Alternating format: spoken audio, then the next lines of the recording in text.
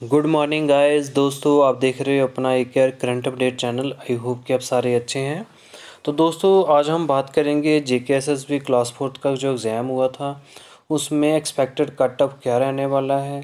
उसमें हम बात करेंगे जो एक्सपेक्टेड कटअप है जेकेएसएसबी की तरफ से, जो यूटी कैडरे की पोस्ट है उसमें कितना कटअप रहेगा, जो डिवीज़न कैडरे की पोस्ट है उसमें कितना कटअप रहेगा, और ऐसे ही जो अलग अलग डिस्ट्रिक्ट लेवल की जो पोस्टें थी उसमें आपका कटअप कितना रह सकता है, आप कैसे पता कर सकते हैं आपका मेरिट में कहाँ पे नंबर है, आपका चांस है सर्विस में जो नहीं है। आज हम उसी पे बात करेंगे। तो दोस्तों आप बने रहिए हमारे साथ। तो दोस्तों सबसे पहले अगर हम बात करें तो जो एग्ज़ाम था जेकेएसएसबी क्लास फोर्थ के कटअप का, आज जो हमारा टॉपिक है जेई है, तो इसमें टोटल नंबर ऑफ़ पोस्ट आपको पता ही थी कि टोटल नंबर ऑफ़ पोस्ट अगर ओवरऑल पोस्ट की बात करें तो उसमें 8575 पोस्ट थी। उनका जो एग्ज़ाम कंडक्ट हुआ था वो 27 और 28 फरवरी और 1 मार्च को हुआ था। ऐसे ही अगर हम बात कर रहे हैं दोस्तों, जो इनका टोटल पोस्टें हैं वो 8575 है। तो वो जो सारी पोस्टें हैं उसमें यूटी कैडरे की पोस्टें अलग थी, डिवीज़न कैडरे की अलग थी और डिस्ट्रिक्ट कैडरे की पोस्टें अलग थी। तो अकॉर्डिंगली अगर हम बात करें दोस्तों तो जो रिज़ल्ट निकला है, रिज़ल्ट जेकेएसएसबी वालों ने हर एक डिस्ट्रिक्ट के लिए, हर एक डिवीज़न कैडरे के लिए और हर एक यूटी कैडरे के लिए भी उन्होंने अलग से जो रिज़ल्ट है निकाला और मेरिट लिस्ट अलग से है। अब आप देख सकते हैं कि जो यूटी कैडरे की थी उसमें भी मेरिट में वो हर एक कैंडिडेट का नाम था, डिवीज़न कैडरे में हर एक का नाम था, डिस्ट्रिक्ट कैडरे का भी हर एक का नाम था।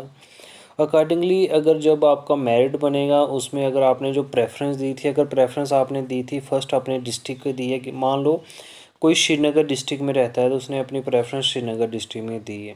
पहले आपको ज़रूरी है कि आपने श्रीनगर डिस्ट्रिक्ट में देखना है कि आपका मेरिट कहाँ पे बन रहा है, ठीक है।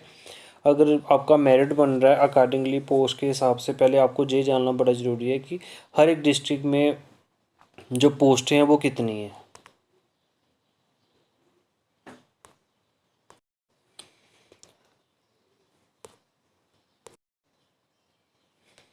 तो दोस्तों अगर हम बात करें जेकेएसएसबी की जो पोस्टें थी इसमें, अगर यूटी कैडरे की पोस्ट के बारे में बात करें तो यूटी कैडरे की जो ओवरऑल पोस्ट थी वो थी दोस्तों, यूटी कैडरे की 463 पोस्ट थी, जिसमें टोटल जो पोस्टें थी एससी जनरल की 231 थी, एससी की 45 थी, एसटी की 43 थी।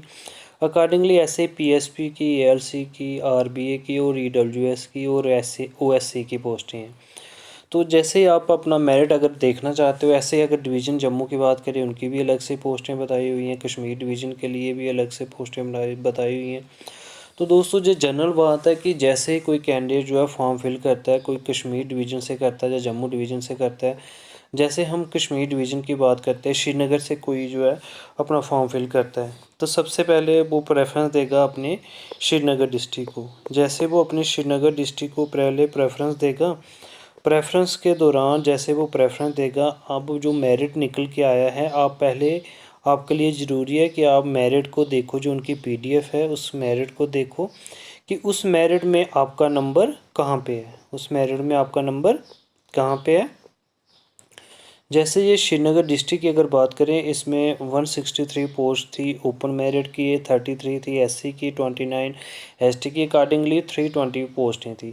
तो इसमें आपका जो मेरिट, अगर अगर आप किसी एसटी कैटेगरी से बिलोंग करते हैं, 29 आपकी टोटल वैकेंसी थी श्रीनगर डिस्ट्रिक्ट से, तो आपको क्या करना है, पहले आपने देखना है कि 163 जो कैंडिडेट है ओपन मेरिट वाले, उनके बाद वाले जो नेक्स्ट आपके आपके आएंगे एसटी वाले, वो 29 देखो। गैस करो आपका वो 29 नंबर पे आपका जो नंबर है वो नहीं आ रहा, आपका नंबर आ रहा है 29 पे नहीं आ रहा, आपका नंबर आ रहा है कम से कम भी 29 के बाद जो हर एक कैंडिडेट जो एसटी वाला है वो आपका नंबर उसमें अगर डाल दो, गैस करो कि 29 नंबर पे जो कैंडिडेट है उनका नाम है इरफ़ान ही लगा लो कि उसका नाम इरफ़ान है, जो 29 नंबर पे है। किसके बाद 163 जो पहले जनरल पोस्टें होगी, क्योंकि उसमें सारे आएंगे, ओपन मेरिट के भी, एसटी भी, ऐसे वो सारे आएंगे। उनके बाद वाले जो आपने देखने हैं एसटी वाले, गैस करो वो 29 नंबर जो है इन 160 के बाद जो एसटी कैटेगरी का आ रहा है उनका नंबर नाम इरफ़ान है।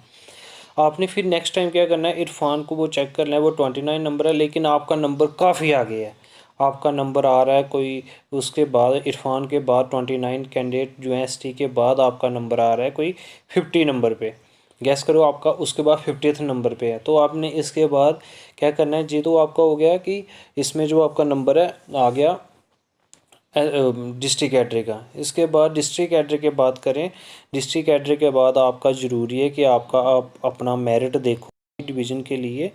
तो कश्मीर डिवीज़न में आपने जैसे मेरिट देखना है तो सबसे पहले आपने 817 कैंडिडेट जो ओपन मेरिट के हैं उनको छोड़ देना है। उनके बाद आपने देखना है जो इरफान थे, जो हम बात कर रहे थे पीछे, जो इरफान थे, इरफान जो आप इरफान थे जिनका बात कर रहे थे, इरफान के बाद आपने अपना नंबर देखना था ना। तो इरफान थे, इरफान के बाद वाले जो कैंडिडेट है वहाँ से आपने स्टार्ट कर देना है। इसमें एसटी की पोस्टें हैं 156, तो आपने उसके बाद नेक्स्ट स्टार्ट कर देना है 156 कैंडिडेट जो एसटी वाले हैं उनको स्टार्ट कर देना है कि उसमें आपका नंबर कहाँ पे आ रहा है। जनरल बात है उसमें आपका नंबर आ ही जाएगा क्योंकि 50 नंबर थे आपके। उसके बाद अगर ना भी आए, बिकॉज ऑफ इसलिए नहीं आए क्योंकि इसमें जो हर एक डिस्ट्रिक्ट के होंगे, क्योंकि कश्मीर डिवीज़न है तो उसमें 10 डिस्ट्रिक्ट के कैंडिडेट हो सकते हैं। लेकिन इसमें और जो देखने वाली बात ये है, ठीक है, वैसे तो पहले आपको पता ही है कि जो इसमें कैंडिडेट देखने वाली ये बात है, आपने देखना है कि इसके बाद जो एसटी आ रहे हैं वो कौन कौन सी डिस्ट्रिक्ट में आ रहे हैं। आपने उनको उन डिस्ट्रिक्ट में भी मैच करना है। उनके अपने डिस्ट्रिक्ट में वो टॉप पे हैं कि नहीं है, उनका उधर नंबर आ रहा है नहीं आ रहा है, उस हिसाब से भी आपके, क्योंकि वो उनमें से कुछ कैंडिडेट तो है वो अपने डिस्ट्रिक्ट में फॉल कर रहे होंगे, उनकी अपने डिस्ट्रिक्ट में भी जॉब लगी होगी। जैसे अगर कश्मीर डिस्ट्रिक्ट में कम वैकेंसी थी, 43 वैकेंसी थी, उनकी अपने डिस्ट्रिक्ट में कम भी हो सकती हैं, ज़्यादा भी हो सकती हैं। इस तरीके से भी आपने उसमें भी अपने आप को ज्वाइन करना है, क्योंकि अगर आप इसमें आ रहे हो कश्मीर डिवीज़न में देखोगे आपके अगर मार्क्स कम हो रहे हैं क्योंकि होम डिस्ट्रिक्ट के आपके वो 10 नंबर गए, तो इस तरह से इनको भी तो प्रॉब्लम होगी ना इस जगह पे, क्योंकि ये भी तो डिवीज़न कैटेगरी में आ रहे हैं।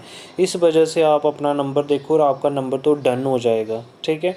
क्योंकि इसमें मैं आपको ऐसे ही हर एक डिस्ट्रिक्ट है, चाहे डिवीज़न कैटेगरी की है, चाहे आपकी वो जम्मू डिस्ट्रिक्ट के लिए है, चाहे आपकी किसी भी डिस्ट्रिक्ट के लिए है, चाहे किसी भी डिवीज़न कैटेगरी के लिए है। अगर आपका जहाँ पे भी नहीं आया फिर आप यूटी कैटेगरी में अपना मेरिट देखो और हर एक डिस्ट्रिक्ट में अपना मेरिट देखो कि आपका मेरिट कितना आ रहा है। उसी हिसाब से आप अपने मेरिट में जो जितनी पोजीशन है उनको काट के अपना नंबर देखो कि आपका जो है जितनी वैकेंसी उसके अंदर आ रहा है या नहीं आ रहा है। जी अभी मैं सिंपल बात बता रहा हूँ एज ए मेरिट जो JKSSB वालों ने निकाला है, लेकिन अभी और भी बड़ी सारी चीज़ें हैं जो आपके मेरिट को इसमें पोजीशन में जॉब में रख सकती हैं। पहले तो ज़रूरी यही है कि तो दोस्तों पहले तो ज़रूरी ये बात थी कि जो मेन एग्ज़ाम है, अगर आप यूटी कैटेगरी के लिए फॉर्म फिल कर रहे थे तो उसमें आपने यूटी कैटेगरी का जो मेरिट बनाया उसमें 85 मार्क्स जो है आपके जो 100 मार्क्स का एग्ज़ाम हुआ था वो इक्वेटेड हो जाएगा। इसके अलावा उसमें 15 मार्क्स हैं एक्स्ट्रा जो आपको ले सकते थे, जैसे कईयों को मिले हैं। जैसे आपका आ गया कि जिनके घर में कोई जॉब नहीं है तो 5 मार्क्स इसके, जो कैजुअल वर्कर है उसने फॉर्म फिल किया है तो उनके 5 मार्क्स और विडो डिवोर्स वाले 5 मार्क्स। इनके अलावा अगर डिवीज़न कैटेगरी की बात करें तो उसमें 80 मार्क्स का एग्ज़ाम है, और ऐसे ही अगर आप बात करें इसमें डिस्ट्रिक्ट कैटेगरी की तो उसमें 75 मार्क्स का एग्ज़ाम है। तो इस हिसाब से जो मेरिट में जो आपने एग्ज़ाम लिए हैं, एग्ज़ाम के मार्क्स लिए हैं तो वो कम ज़्यादा हो रहे हैं। वो सिर्फ एक कैंडिडेट के नहीं है, वो हर एक कैंडिडेट जिन्होंने एग्ज़ाम दिया है, जैसे वो अगर डिस्ट्रिक्ट कैटेगरी में देखेगा अपना नंबर तो उनके 75 मार्क्स में से रिटन टेस्ट में उनके मार्क्स होंगे।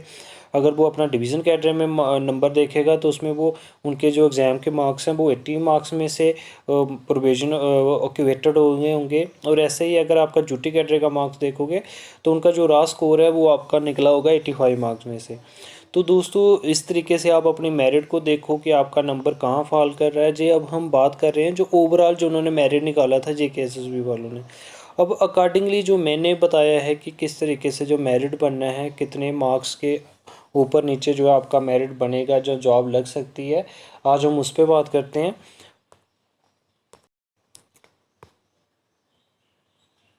तो दोस्तों मेरे हिसाब से जो कट ऑफ रहने वाला है, टोटल पोस्ट है 8575, काफ़ी पोस्ट हैं। तो दोस्तों ये जो मैं मेरिट बता रहा हूँ ये मैं उस तरीके से मेरिट बता रहा हूँ कि अगर अगर जो ग्रेजुएट हैं, अगर ग्रेजुएट जो हैं वो इन अगर ग्रेजुएट को चांस मिल रहा है फिर क्या मेरिट रहने वाला है। मैं नेक्स्ट वीडियो में बताऊंगा कि अगर ग्रेजुएट आउट ऑफ हो गए, ठीक है, इस प्रोसेस से, इस जॉब से, फिर मेरिट कितना जाएगा।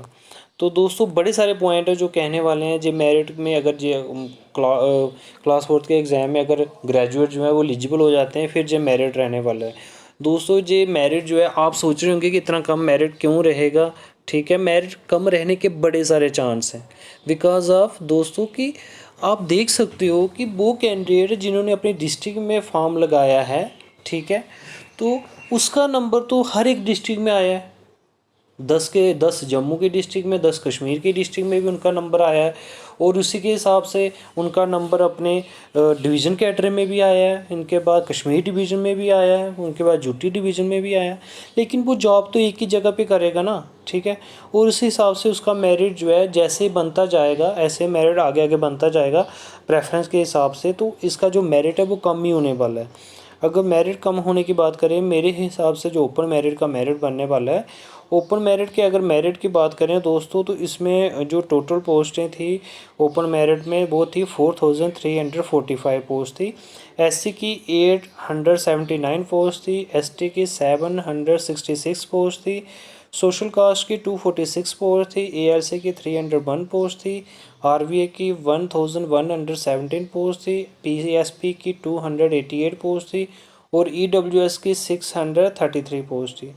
तो इस हिसाब से अगर हम पोस्ट की बात करें दोस्तों, तो इसमें ओपन मेरिट में जो मार्क्स रहेंगे, जो मेरिट बनेगा वो 47 से 51 तक मेरिट रहेगा, और एससी में 40 से 42 का मेरिट जाएगा, और एसटी में 38 का मेरिट जाएगा।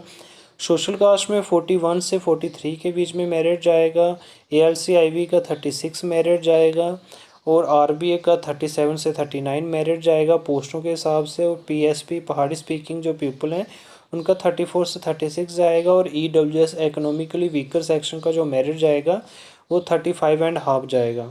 ये जो मेरिट है इसमें मेरिट में एक या फिर 2 नंबर कम या ज़्यादा हो सकते हैं, बाकी जहाँ तक ही रहेगा इनका जो मीन एवरेज जो है वो मार्क्स की वो जहाँ तक ही रहेगी।